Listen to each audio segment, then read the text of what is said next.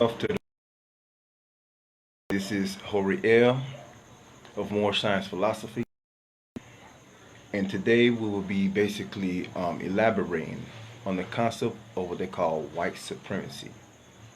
Now, when you're dealing with white supremacy, we have to basically break down the word white, because the white word is not only a word that can be used pertaining to identity, but in true reality, the word can naturally be used pertaining to a status, which white people basically claim themselves as a sovereign entity when they claim white. Anybody that calls them white, you give them proper supremacy because you calling them sovereigns by saying white, which represents pure. We have to basically identify the word white and why they say white supremacy. So, by it being of a certain status quo, we also have to acknowledge the fact that white supremacy is not only just a conspiracy, but it's a fact. We have basically witnessed this through history, over 500 years of what they call enslavement. And we have witnessed this also within certain reconstruction strategies to basically take away your original heritage and replace it with the jurisdictions of law combined with their history in order for them to basically steal the legacy of the original man, which is the melanated man, or man, however you want to call it. So therefore, when we put things in its proper perspective, we are only identified with the status quo and understand that throughout every structure of their jurisdiction of how they created certain legal procedures, we will see that everything that they have created is only for the purpose of dominance, world dominance, new world order. And the main source that they use is the central banks. And according to my research in particular, which is basically through the BIS, the Central Bank Hub, there's what they call the Central Bank and Monetary Authority website. You can look it up. And there's a lot of the central world. Every central bank relates back into the people that created it in the first place. And those that created it, they created. Now, when you go into a more in before I get to that point of view, I want to basically explain that I'm not speaking off just book studies. I'm actually speaking off experience, because remember, on my social media platform, I exposed the fact that the Europeans, incarcerated me for a crime I basically didn't commit. Only because, for one, I'm a Trinidadian, and for two, I'm a melanated man, a dark brown man. They don't really like African descent people because of our dominance in our story. Not his story, but our story. So in truth, I know for a fact that when I was incarcerated, it's only because of my identification as a Trinidadian on the political, social, as well as economical status. However, I'm a melanated man. They hated the fact of who and what I really am. Now, the other part of it is when I identify legal status, I did so much for the people when I was incarcerated, because I did 7 years for something I ain't commit. And I fought on many different occasions. And they have our own people that's melanated against us. And they did it on a way, in a certain way, on a psychological basis, when they created this money system to trick our minds, making it legal tender so they can be able to manipulate the minds. Because if we have some form of say-so in the system that they created, then therefore they will basically stimulate a certain level of their ego, making it seem like they are in control of certain things. And this is a psychological creates house niggas. So our people have become enslaved because of that. So what I'm trying to do is I'm gonna set the record straight today.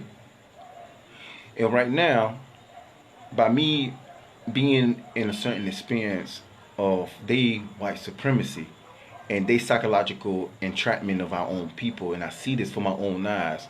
When I bring this type of information, I'm only going off what I have experienced, so I know what I'm talking about. And everything that I speak on is only for the basis of the mind frame to basically elevate to a whole new level in order for you to understand how the system really works. Now, I want to bring this up because in Trinidad and Tobago, I did a specific interview with Himself Productions. And from Himself Production, I was speaking about the central banks. And I basically stated that the central banks is connected to the lands, right? By them being connected to the lands, that the white man really runs it, that the man never gave the lands free. Our people is free because of nationality. But remember, nationality is connected to also the right of blood or the right of soil. However, that the Europeans have some form of connection with the lands. So the lands was never 100%, given to our people so we can have full independence. And there's a reason why I said that, right? And watch what I'm going to expose to you why I said that. Because the government made $100 bills, and there is a specific law that people don't recognize that I feel like they were sending me a message in many different levels that they don't want me to expose this information, so they had the right to basically expose it on the $100 bills if people really pay attention to it. But I'm sure that a lot of people don't. But I did because I'm very analytical. So when you look at Central Banks Act, Chapter Series 2019, I looked it up. And what they were showing me is that the statutes not applicable to state tidelands, shorelands, harbor areas, and the beds of navigable waters. Right? So when I read that, I knew it was a message towards me. So, mind you, everything one finna expose is for a purpose. Remember, I go off experience. So everything is through deception. Just because you have this act in play, that doesn't mean that these Europeans don't have a certain say-so. They always do have a say-so because you're also dealing with secret orders too, which is dealing with Freemasonry or some other organizations that they are tied into that they would certain things. So that's why I know that these lands are not 100% just given to our people or the individuals as a politician or that's dealing with the political public offices. However, I'm not making this to target political officers, mind you, because I respect their position of who and what of what status they really are. I'm making this because I want to open some eyes, and there's a purpose why I do certain things. To help me to help others to open their eyes. That's all. What I'm going to do, I'm going to go to the Forex source, which is the 3 secrets behind central bank operations. Now, we will explore the following 3 secrets. The identity of the most influential central banks around the world. That's number 1. Number 2 is how the structure of central banks helps decision making. And number 3 is the main tools used by central banks to impact the economy. Remember, they impact the economy. And we're going to get into all that real soon. But it's a specific that I'm trying to point out. Because remember, when you're dealing with the Federal Reserve is very powerful because you remember we're dealing with the dollar bill of the United States of America, which the dollar bill have the eagle with the 13 stars or the 13 5-point stars, which basically it transforms into a 6-point star, which dealing with Freemasonry, and then you also dealing with the pyramid on the dollar bill of the United States of America, which also dealing with the Moorish Americans. Now within both seals, they are backed by the certain debt, which is over $3 trillion of debt, right? So what I'm going to do, I'm going to explain carefully about these central banks. Now, the Federal Reserve, every major country has a central bank. These global banks work with and against each other. According to Investopedia, the Federal Reserve Bank in the U.S. is most influential central bank on the planet. You hear that right?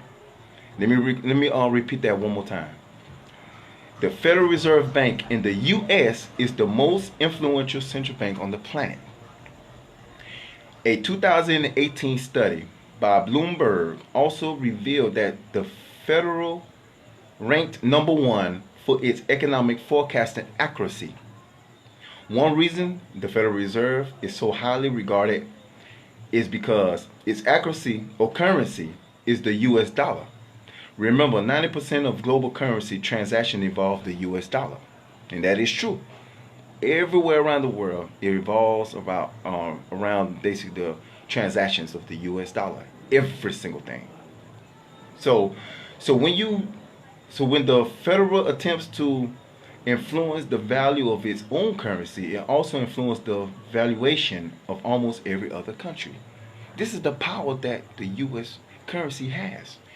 It can influence every single thing pertaining to the currency. So we have to acknowledge this on the larger scale, on the world scale, because like I told you before, I have a list right now of every central bank, and trust me, it's a whole lot of them, which basically represents a global, international banking system. And I'm going to expose that real soon, so just bear with me. So when the federal attempts to influence the value of its own currency, it also influences the valuation of almost every other country. This is why other central banks pay close attention to what the Federal Reserve does. And that is true.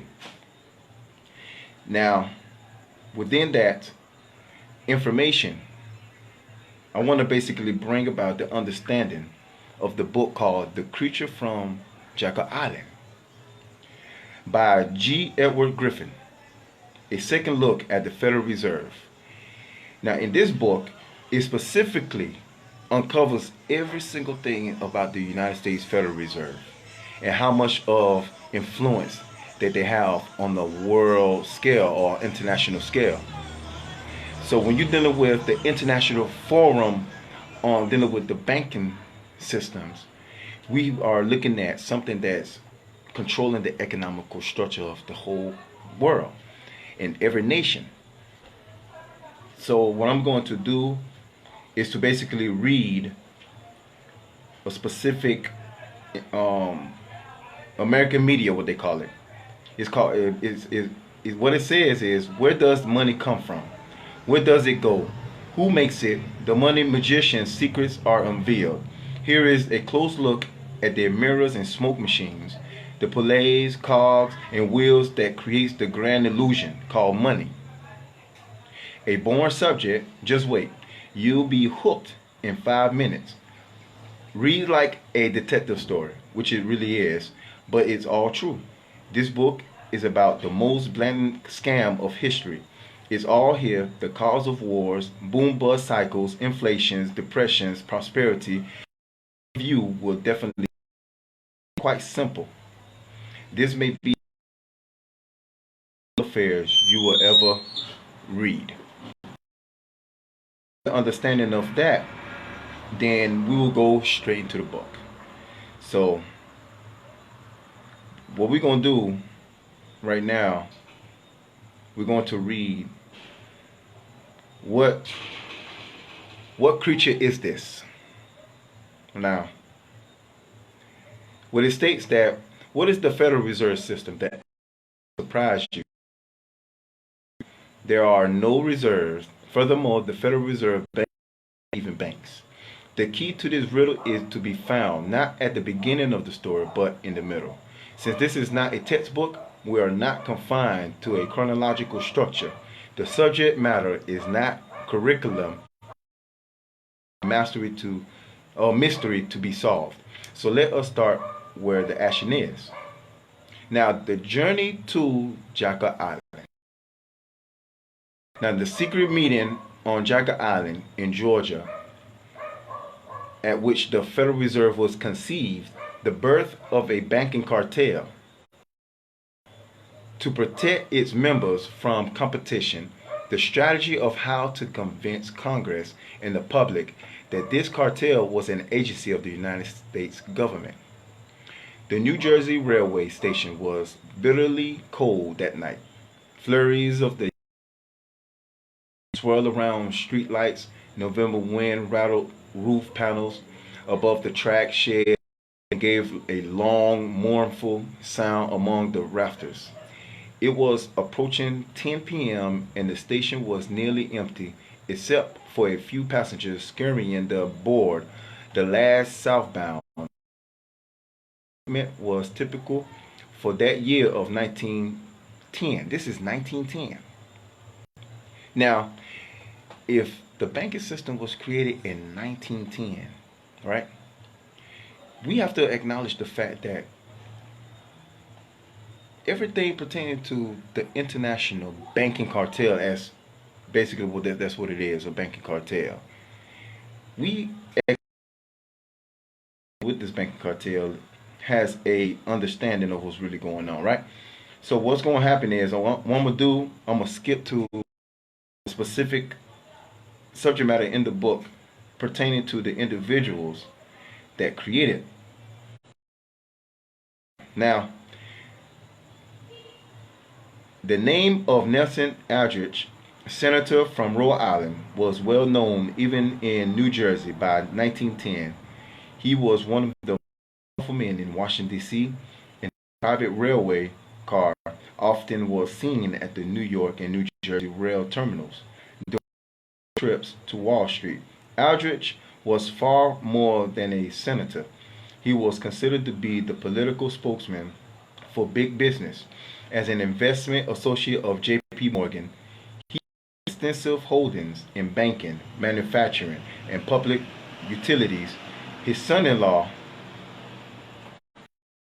John D. Rockefeller, Jr., 60 years, his grandson, Nelson Aldrich Rockefeller, will become Vice President of the United States. When Aldrich arrived at the station, there was no doubt he was the commander of the private car, wearing a long fur-colored coat, a silk-top hat, carrying a silver-tipped walking stick. He strolled briskly down the platform with his private secretary, Shelton, and a cluster of porters behind them, hauling assorted trunks and cases. No sooner had the senator boarded his car when several more passengers arrived with similar collections of luggages. The last man appeared just moments before the final aboard. He was carrying a shotgun case. While Aldrich was easily recognized by most of the travelers who saw him stride through the station, the other faces were not familiar.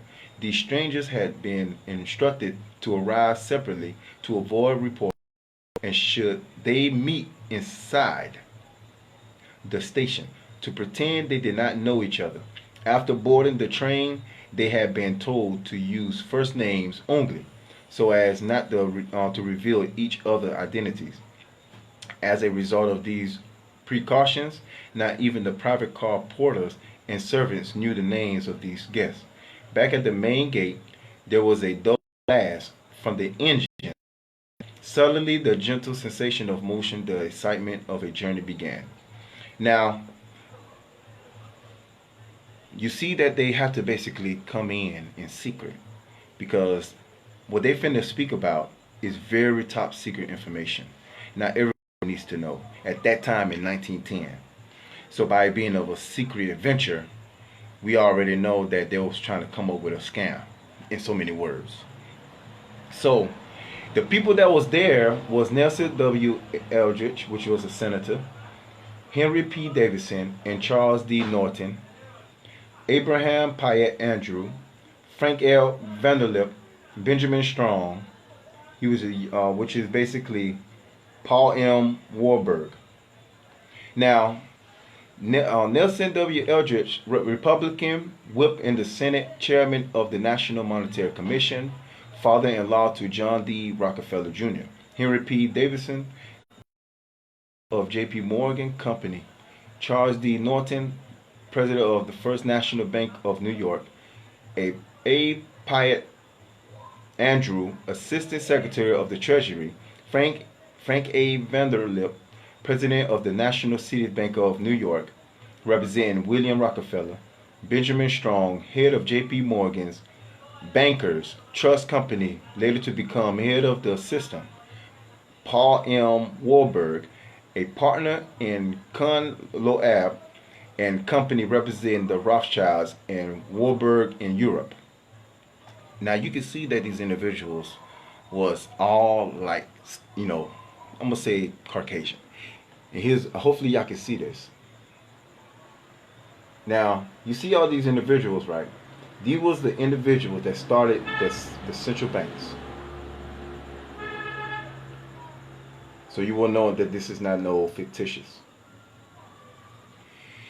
Now these individuals are all Caucasian based individuals, and these are the individuals that created these central banks, and everybody in the whole world copied off their creation. Now when you're dealing with this, right, you have to understand how the system is basically being played out. Now chapter 2, the name of the game is bailout. The analogy of spectators sporting event as a means of explaining the rules by which taxpayers are required to pick up the cost of bailing out the banks when their loans go sour. Right? I'm gonna pick a specific spot that I can be able to make people understand. Rules of the game. This is a game. Always remember, the banks are a game. That's all I want you to understand. Right? Now, the game begins when the Federal Reserve System allows commercial banks to create checkbook money out of nothing. Details regarding how this incredible feat is accomplished are given in Chapter 10, entitled The Mandrake Mechanism. The banks derive profit from this easy money, not by spending it, but by lending it to others and collecting interest. When such a loan is placed on the bank's books, it is shown as an asset because it is earning interest and presumably someday will be paid back. At the same time, an equal entry is made the liability side of the ledger. That is because the newly created checkbook money now is in circulation, and most of it will end up in other banks, which will return the canceled checks to a suing bank for payment. Individuals may also bring some of this checkbook money back to the bank and request cash. The issuing bank therefore has a potential money payout liability equal to the amount of the loan asset. When a borrower cannot repay and there are no assets which can be taken to compensate, the bank must write off that loan as a loss. However, since most of the money originally was created out of nothing and cost the bank nothing except bookkeeping overhead, there is little of tangible value that is actual loss. It is primarily a bookkeeping entry. A bookkeeping loss can still be undesirable to a bank because it causes the loan to be removed from the ledger as an asset without a reduction in liabilities. The difference must come from the equity of those who own the bank. In other words, the loan asset is removed, but the money liability remains. The original checkbook money is still circulating out there, even though the borrower cannot repay, and the issuing bank still has the obligation to redeem those checks. The only way to do this and balance the books once again is to draw upon the capital which was invested by the bank's stockholders, or to deduct the loss from the bank's current profits. In either case, the owners of the bank lose an amount equal to the value of the defaulted loan.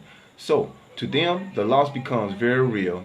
If the bank is forced to write off a large amount of bad loans, The amount could exceed the entire value of the owner's equity.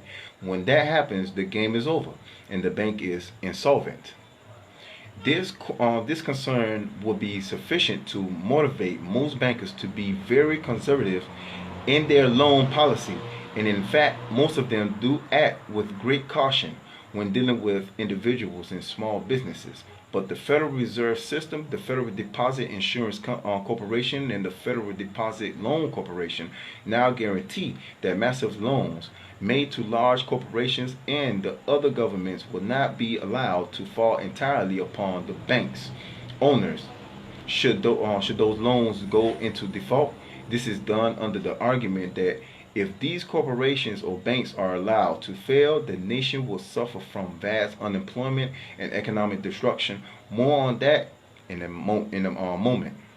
Now you see what's going on, right? So when you look at a nation that is going through economical crisis, it's only because of the fluctuation of the banks, of the central banks, because the central banks is what creates this money, and it circulates in the nation.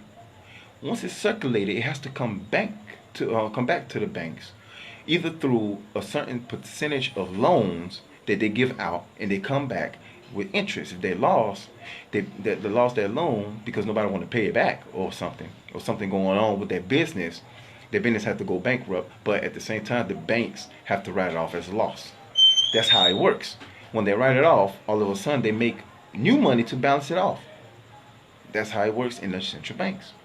But I'm gonna basically bring it more into understanding in a few seconds. Now, the perpetual debt play. The end result of this policy is that the banks have little motive to be cautious and are protected against the effect of their own folly. The larger the loan, the better it is, because it will produce the greatest amount of profit with the least amount of effort. A single loan to a third world country, netting hundreds of millions of dollars in annual interest, is just a easy to process, if not easier, than a loan for $50,000 to a local merchant on the shopping mall. If the interest is paid, it's gravy time. What they call it.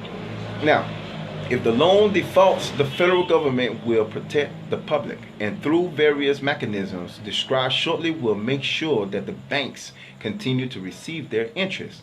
The individual and the small businessman find it increasingly difficult to borrow money at reasonable rates because the banks can make more money on loans to the corporate giants and to the foreign governments.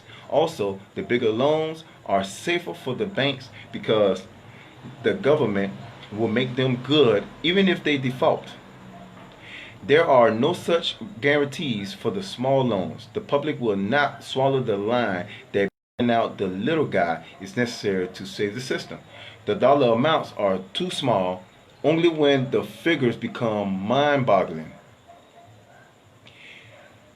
Yeah, mind-boggling does become plausible.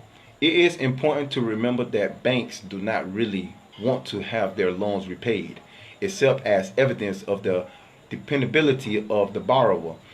They make a profit from interest on the loan, not repayment of the loan.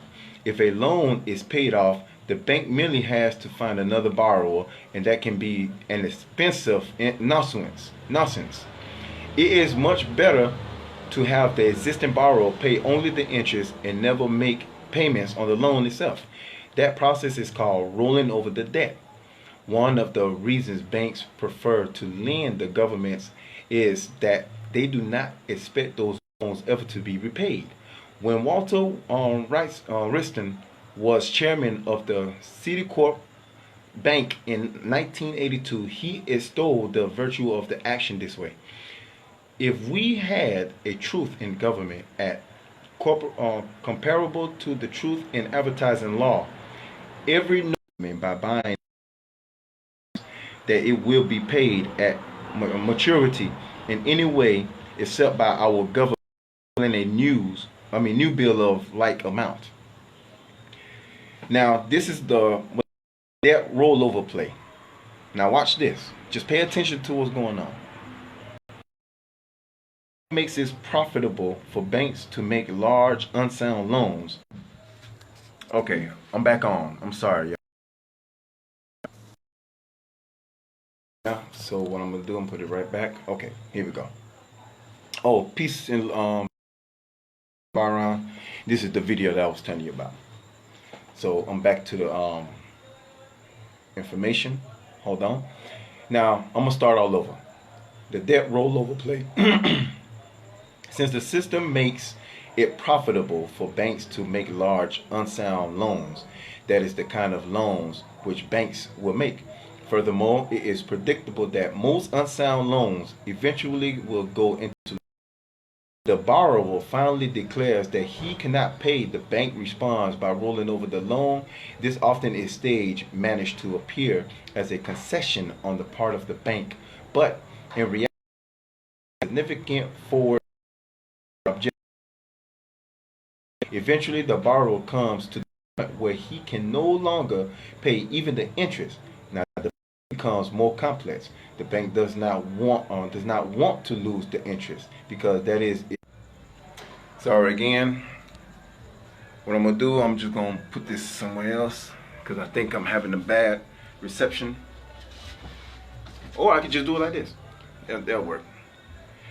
Alright, I'm gonna finish off with this and I'm gonna go back to what I was doing on. Okay, eventually the borrower comes to the point where he can no longer pay even the interest.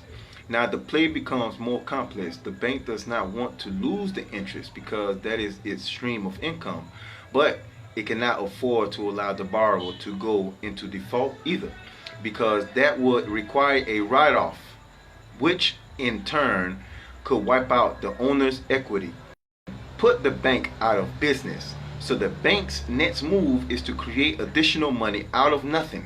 Remember what I just said, out of nothing. That's what they do. They create money out of nothing and lend that to the borrower so he will have enough to continue paying the interest, which by now must be paid on the original loan plus the additional loan as well. What looked like certain disaster suddenly is converted by a brilliant play into a major score. This not only maintains the old loan on the books as an asset, it actually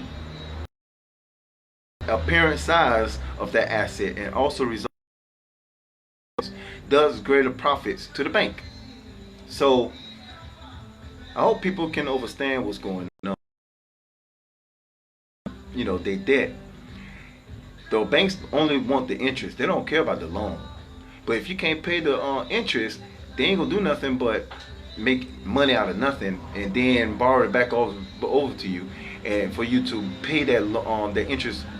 You know, to continue paying that interest. That's how they operate. All these banks basically operate the same way.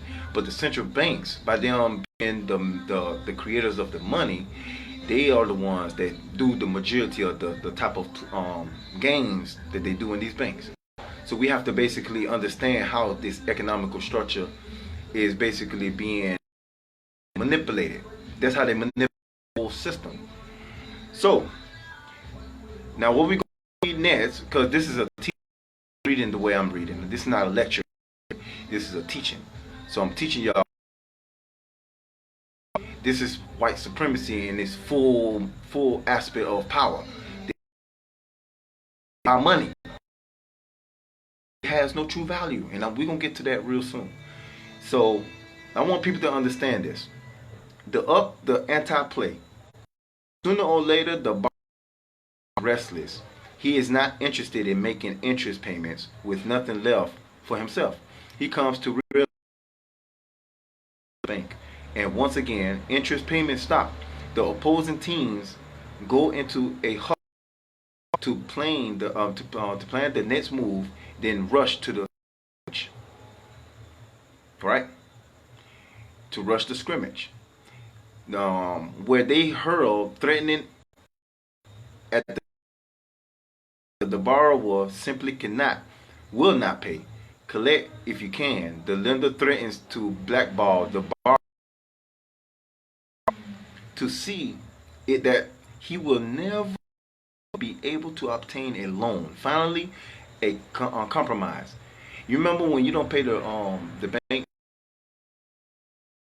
like, as a loan loss, but yet they're gonna try to whole legal process. They're gonna put your name, everything that this individual has bad debt, so you can't basically give them no more loans nowhere. That's rescheduling the play. The previous play can be repeated several times until reality finally down that he is stinking pit with no prospects of climbing out. This realization usually comes when the interest payments become so large they represent almost as much as the entire corporate earnings or the country's base. This time around, rollovers with larger loans are rejected and default seems inevitable.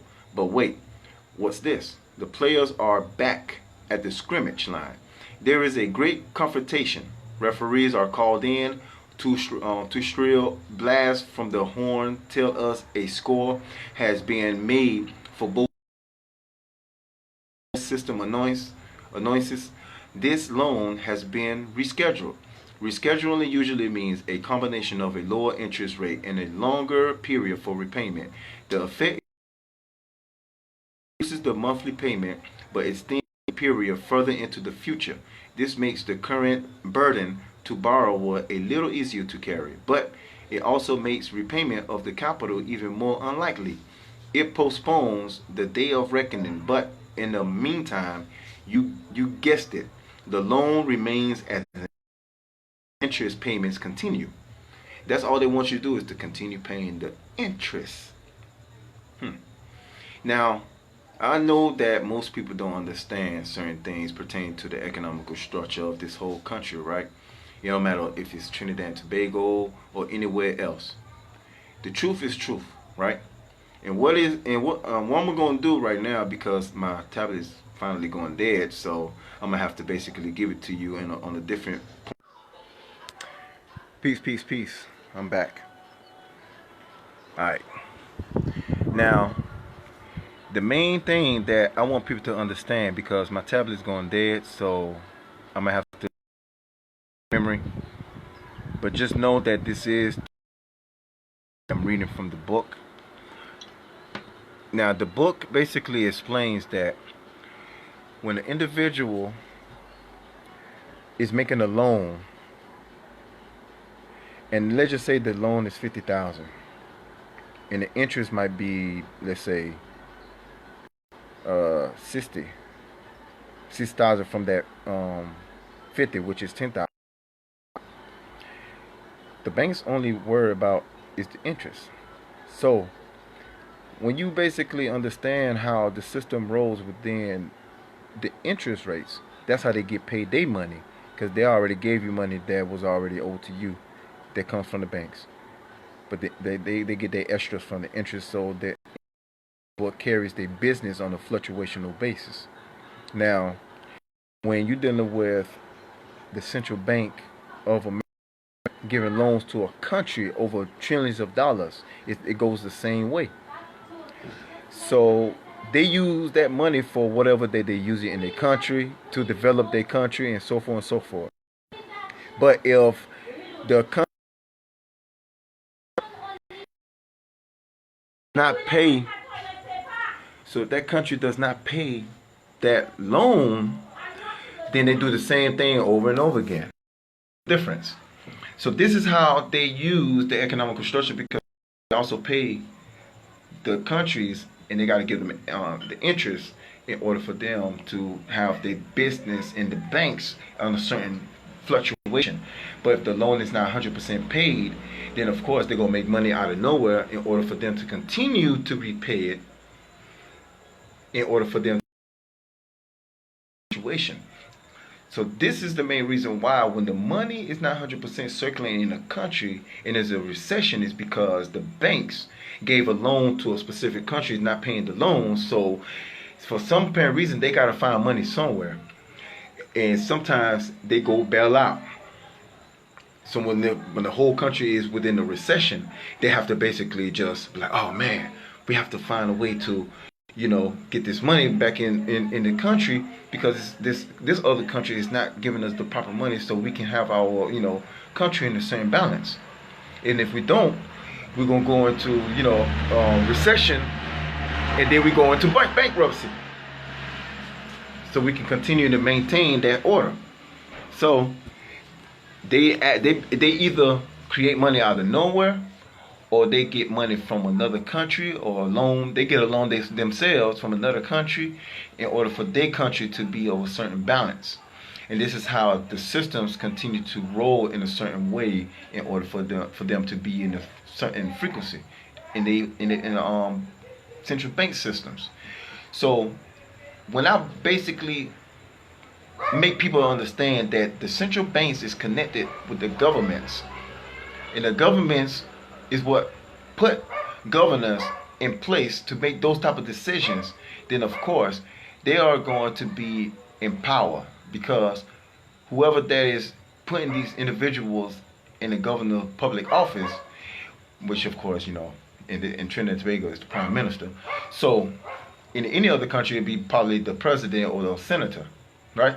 Like United States, put these individuals in order for them to run the central banks for them, so they can continue to balance the whole economical structure.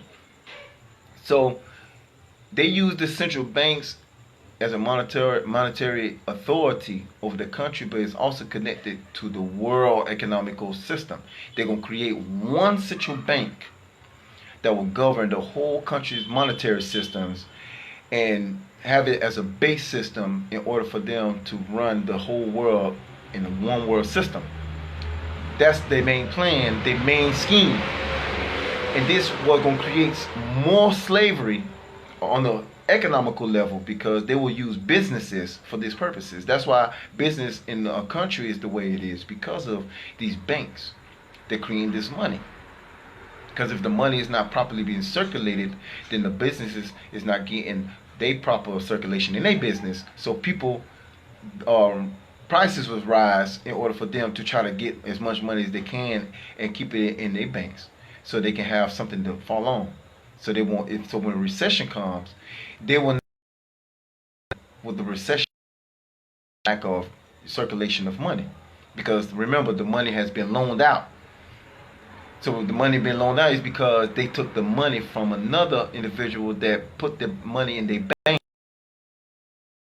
loan it out. The interest rate is basically getting the money back and get the interest and putting their money back in the individual's account in order for them, saying if they want to draw their money, they can. But if they can't, they'll tell you, look, sir, we have to basically give you a date in order for you to draw your money. So they can, issue out a loan to whatever, corporation or business, and they basically expecting the money to come back. That's what's really going on in banks, especially central banks. Know that because remember, the policy according to so-called banks, they're supposed to keep your money and promise to, give it to you. Main objective, that's the promise, but they don't keep those promises. So this is the deception that these banks actually operate under, and we have to basically pay attention to what these banks are really doing. And this is not a true policy. This is a deception, a de facto government. So we have to understand how the systems roll. So, and right now, I will continue this lecture, this teaching, in the second lesson. This is the first lesson. I'm going to continue in the second lesson, and we will finish off with the central banks, another subject pertaining to the New World Order, supremacy, in the second teaching, or the second lesson. So love and prosperity, and I will basically, my third lecture is going to be